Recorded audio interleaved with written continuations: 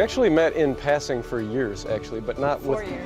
Yeah, without actually speaking to each other. I think there was just some type of like magnetic force thing going on. I don't even know what it was. But I remember it was like, I think my junior year then, I knew every Monday, Wednesday, Friday when I got done with one of my math classes, I would see him walk by with Eric past my window, and it was like every other day. It's just so weird, like, that's that guy. I'd see her in the hallways all the time, as we're coming back and forth from classes. And it was strange because, yeah, I felt like somehow I was supposed to know her. It was really weird. I've never had that feeling with anybody that I've never talked to. I just saw it. It was like an acknowledgement in the hallway. I was like, I knew every time I was leaving psychology, freshman year, I was gonna see him. It was like a look of acknowledgement, like. He loves his bird. Yeah. He adores his little bird Echo. She is out whenever he's home. He's gaming at his computer. She's right there, and he'll take a second to like go poop, and she'll go into the garbage. He puts it right back, and he feeds her food. She owns him. She owns him. Yeah, kind of. Sam, she cannot get away with a lie. It doesn't work. Her face is way too expressive. Way too expressive.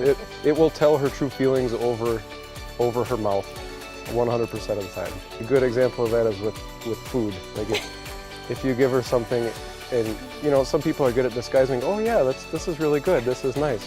But she'll be like, yeah, it's really good. Like, and she's got the disgust look on her face is, when something she doesn't agree with, she cannot hold that back. And it's kind of the same with gifts too. You give her a gift, it's, oh. Oh no. Like, okay. Oh no. It hasn't been on my gifts yet. It hasn't been on my gifts. Mine have been okay. No, it didn't happen when I gave the ring, so that's a good thing. That could have been worse. Oh no. But.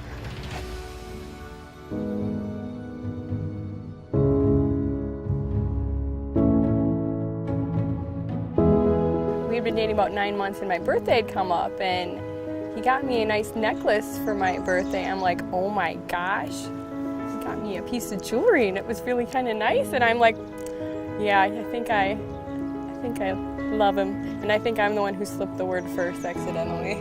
At the time, she lived down in Racine, which I knew nothing about. And remember, I'm country guy, and she's city girl. And when I had the opportunity to kind of pick where to go, I could have gone back home by marathon, or I could have gone to Green Bay where I went to school and all my friends were at. But I purposely decided to come down to this area where I was very unfamiliar with at the time. It was complete culture shock for me, not having hardly any exposure to the greater Milwaukee area or anything.